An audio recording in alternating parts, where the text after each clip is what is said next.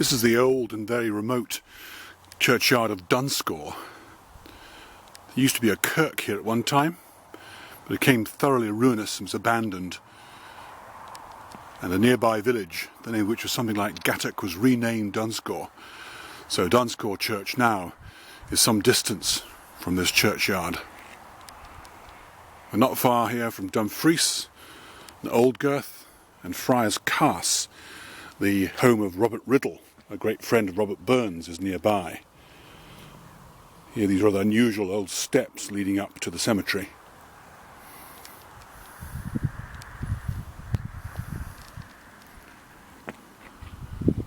The cemetery appears to have been so remote in the Second World War, when cast iron railings were removed from most buildings, churchyards, etc., this one appears to be forgotten about.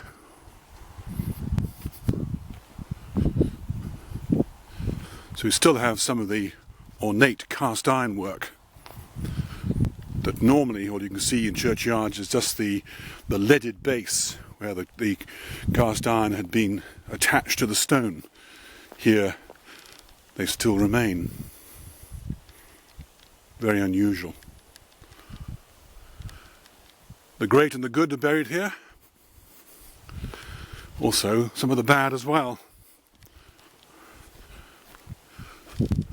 Some wonderful old tombs showing the trades, as in the carvings indicate the trade of the individual concerned.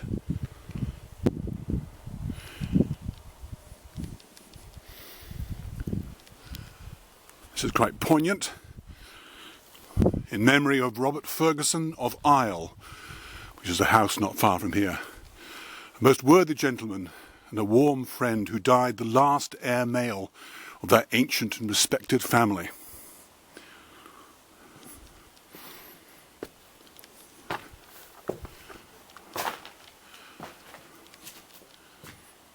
Here are some much older tombs, or tombstones, too worn to be read.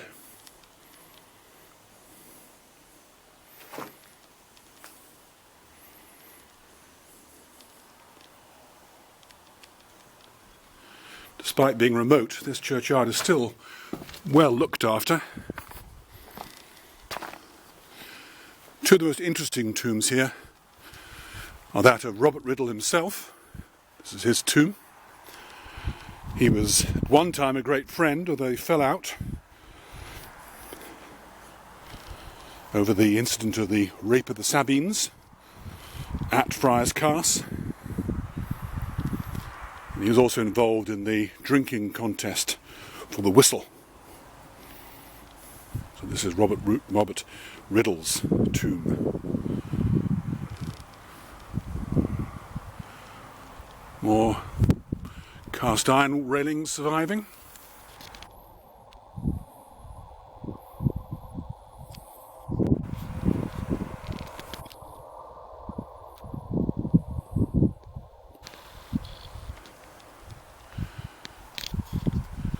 This cemetery isn't terribly far from Friars Carse itself, but it's quite hard to find. It's not at all easy to see from the road. Now, the great, the good, and the bad. This is in memory of Sir Robert Grierson, otherwise known as Cruel Lag. He was extremely harsh in terms of the persecution of the Covenanters. So he's responsible for perpetrating some quite horrendous acts of cruelty. At the bottom there appears to be part of an old marriage stone, so incorporated at a later date into this memorial here. Now, Lag was a house, a castle, again not very far from here. Now practically nothing left of it.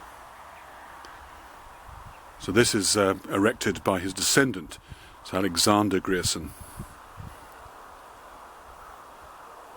to celebrate his dastardly relation, ancestor.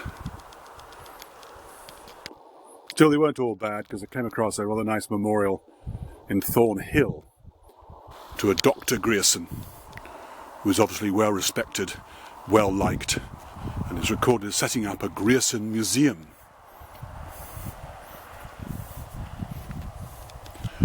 This is a nice touch regarding a survivor.